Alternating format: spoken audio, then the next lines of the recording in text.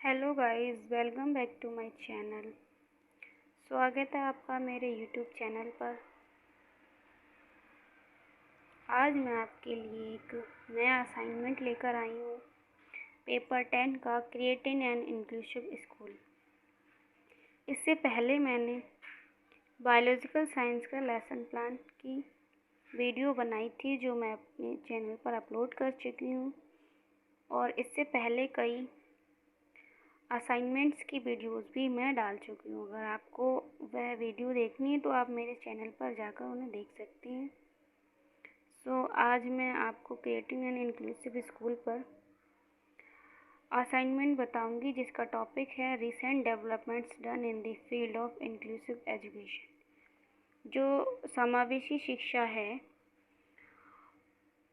वह क्या है, और उसमें जो हाल ही में अभी विकास हुआ है, डेवलपमेंट हुआ है, वो किस तरह से हुआ है, ये सब इस असाइनमेंट के अंदर आपको देखने को मिलेगा। स्टार्ट करते हैं अपनी वीडियो।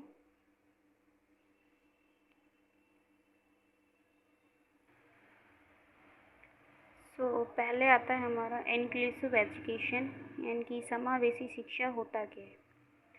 तो समावेशी शिक्षा क्या होता है, पहले तो हम इसके बारे में जानकारी लेंगे।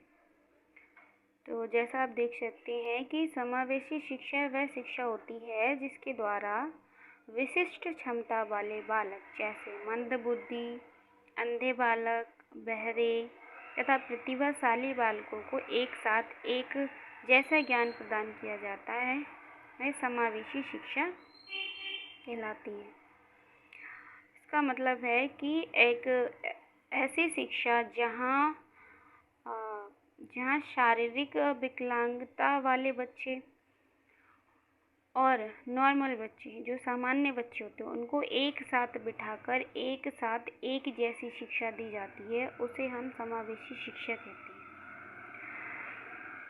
विशिष्ट बालक वे बालक होते हैं जैसे जो कानों से सुन नहीं सकते, कुछ होते हैं जो बॉडी से, मतलब शरीर का कोई पार्ट उनका डैमेज होता है, कुछ बालक जो देख नहीं सकते, कुछ सुन नहीं सकते, कुछ बोल नहीं सकते, लेकिन उनका जो माइंड की पावर है, माइंड का आईक्यू लेवल है, वो बहुत तेज होता है, बहुत ही अच्छा होता है। इसलिए उन बच्चों को हम सामान्य बच्चों के साथ शिक्षा दे सकते हैं। तो अर्थात ऐसी शिक्षा जिसमें एक सामान्य विद्यालय में बाधित तथा सामान्य बालक दोनों को एक साथ शिक्षा दी जाती है, वह हमारी समावेशी शिक्षा कहलाती है। इसके बाद है समावेशी शिक्षा के अंतर्गत मंद बुद्धि, शारीरिक रूप से दिव्यांग छात्र एवं छात्राओं को उनकी बुद्धि के आधार पर शिक्षा प्रदान करने का प्रयास किया जाता है, जैसा मैंने आपको अभी बताया था। क्योंकि इस शिक्षा में समाज के सभी वर्ग से आने वाले और विभिन्न क्षमताओं के विद्यार्थियों को भी शामिल किया जाता है तथा उन्हें शिक्षा प्रदान की जाती है, इसलिए इसे क्या कहते हैं हम, समावेशी शिक्षा। समावेशी शिक्षा का अर्थ, समावेशी शिक्षा को अंग्रेजी में क्या कहते हैं, इंक्लूसिव एजुकेशन, जिसका अर्थ होता है सामान्य तथा विशिष्ट बालक जो बिना किसी भेदभाव के एक ही विद्यालय में शिक्षा ग्रहण करती हैं।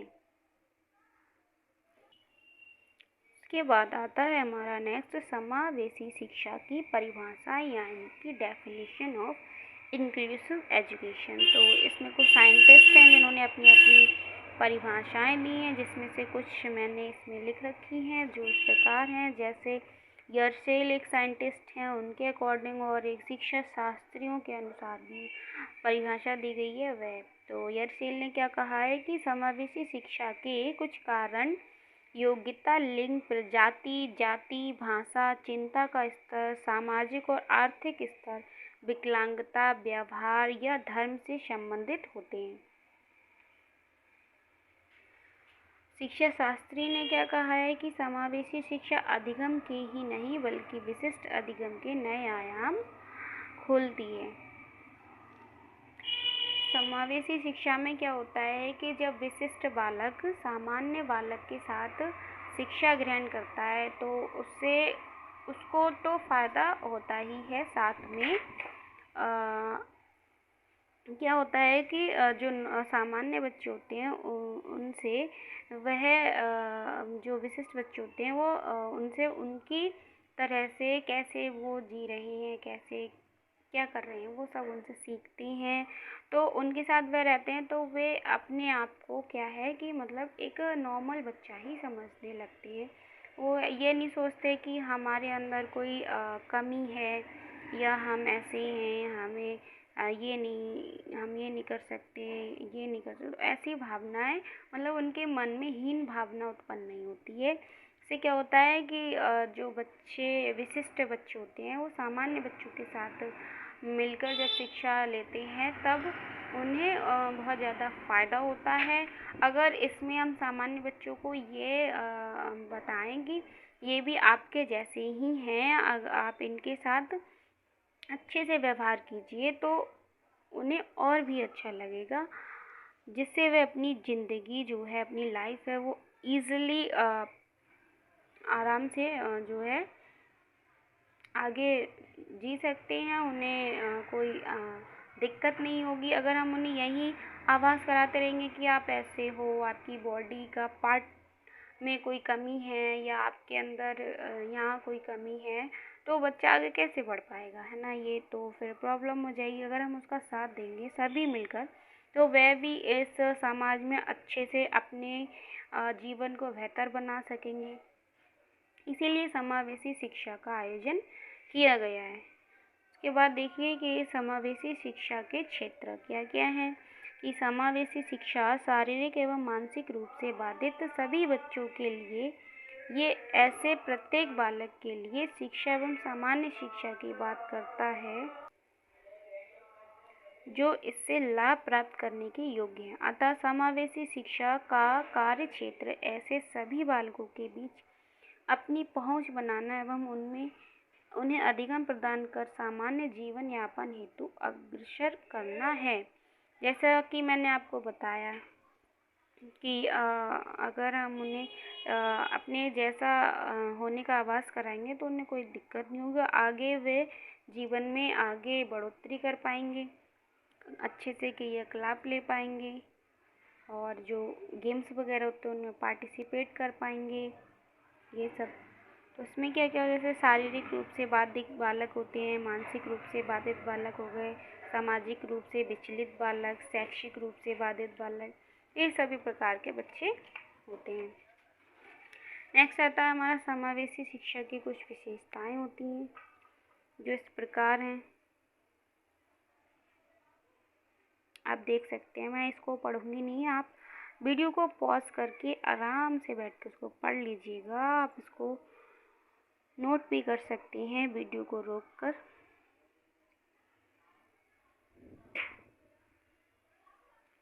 नेक्स्ट आता है हमारा समावेशी शिक्षा के लाभ। समावेशी शिक्षा के लाभ होते हैं जैसे समावेशी शिक्षा के कारण अक्षम बालक सामान्य बालक के साथ एक ही कक्षा में बैठकर शिक्षा ग्रहण करता है। अक्षम बालक से मतलब वही विशिष्ट बालक। उसके बाद आता है इसकी मदद से भेदभाव, छुआछूत जैसे भाव को दूर किया जा सकता है। समावेशी शिक्षा समायोजन का एक विशिष्ट उदाहरण भी है। समावेशी शिक्षा उन बालकों के लिए भी लाभप्रद है जो समस्यात्मक बालक होते हैं, उनकी समस्या को दूर कर उन्हें समस्यात्मक बालक बनने से रोकता है। नेक्स्ट है हमारा समावेशी शिक्षा की आवश्यकताएं। समावेशी शिक्षा की आवश्यकता हर देश में आवश्यक है क्योंकि बालक समावेशी शिक्षा की सहायता से सामान्य रूप से शिक्षा ग्रहण करता है तथा अपने आप को सामान्य बालक के समान बनाने का प्रयास करता है। इसमें अलग तरह के बालक होते हैं जो सामान्य बालक से अलग होते हैं। उन्हें एक साथ इसलिए शिक्षा दी जाती है क्योंकि उन बालकों में अधिगम की क्षमता को बढ़ाया जा सके, मतलब उनमें शिक्षा के भाव को और ज़्यादा अधिक उत्पन्न किया जा सके।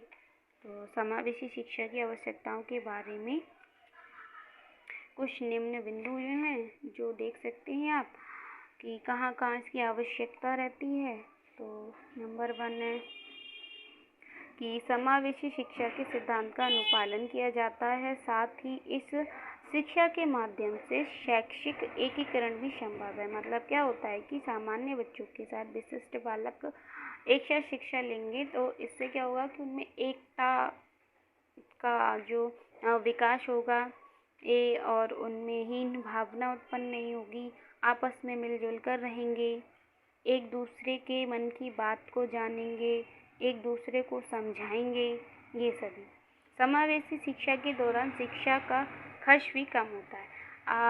इसमें क्या होगा, खर्च कैसे कम होता है कि अगर हम सामान्य बालकों के लिए अलग विद्यालय खोलेंगे और विशिष्ट बालकों के लिए अलग, तो क्या होगा कि जो विशिष्ट बालक हैं उनके लिए सारी चीज़ें अलग से करनी होंगी और उनके लिए इक्विपमेंट्स वगैरह भी अलग से लाने होंगे।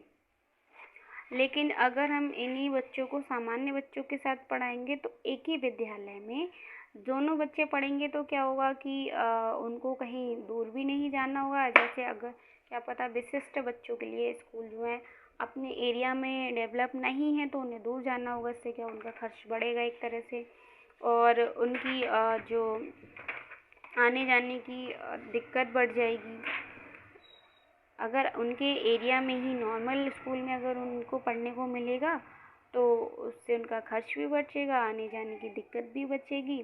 और कुछ स्कूल तो बहुत दूर होते हैं तो उन्हें जो हॉस्टल वगैरह है उसकी भी खर्च की जो है का खर्च भी कम हो जाएगा। नेक्स्ट है, इसके अंतर्गत एक लघु समाज का निर्माण होता है क्योंकि यहाँ हर तरह के बालक एक ही साथ शिक्षा ग्रहण करते हैं।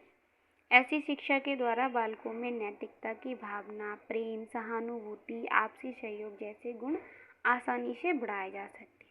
बालकों में शिक्षण तथा सामाजिक स्पर्धा जैसे भावनाओं का भी विकास किया जाता है। यह शिक्षा ही आज के समाज में बदलाव ला सकती है, इसलिए इसे ज़्यादा से ज़्यादा प्रोत्साहन देना चाहिए।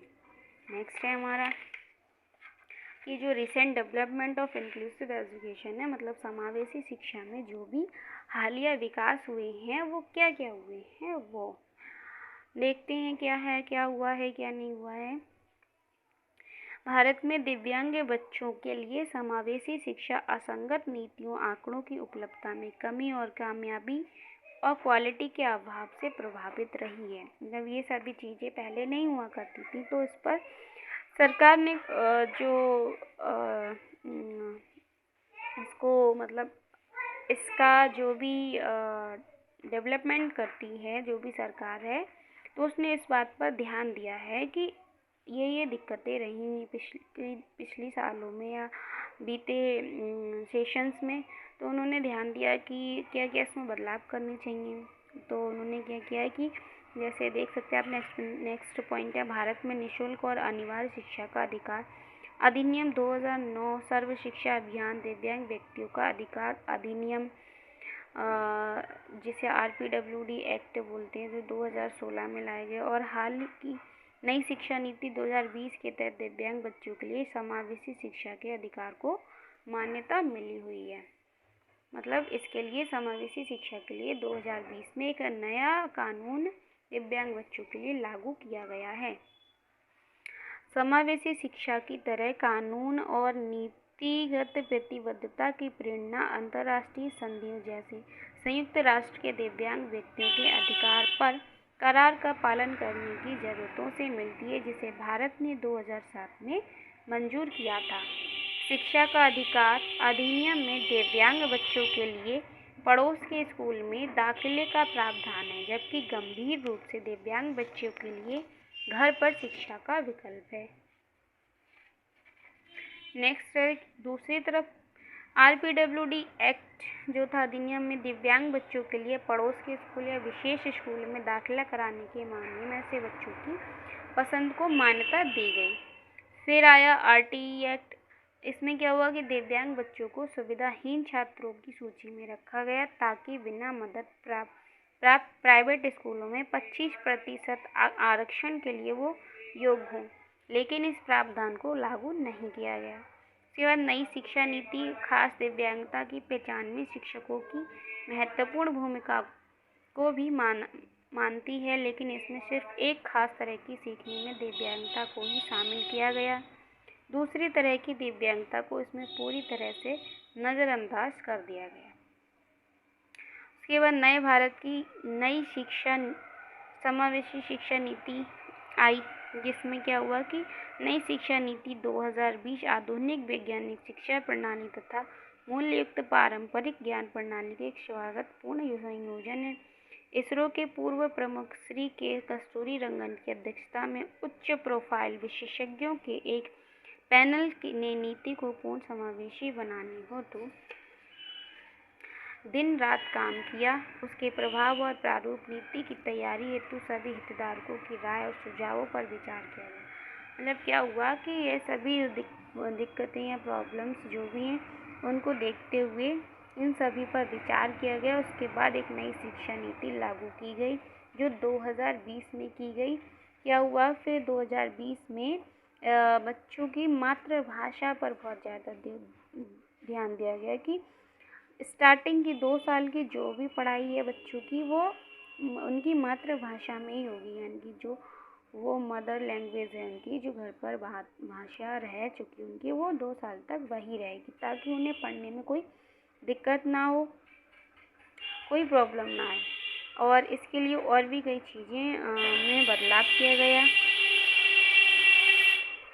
तो इसमें आप देख सकते हैं कि क्या क्या बदलाव किया गया, इसको ध्यान से बैठ के पढ़ लीजिएगा।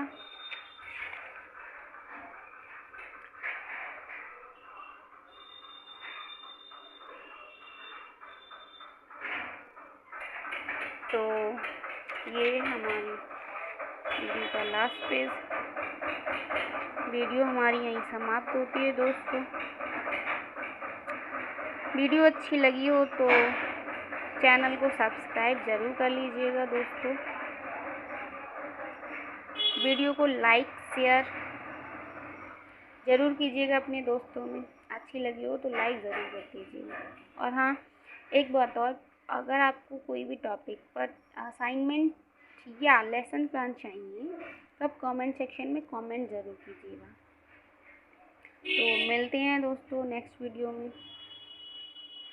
Thank you for watching.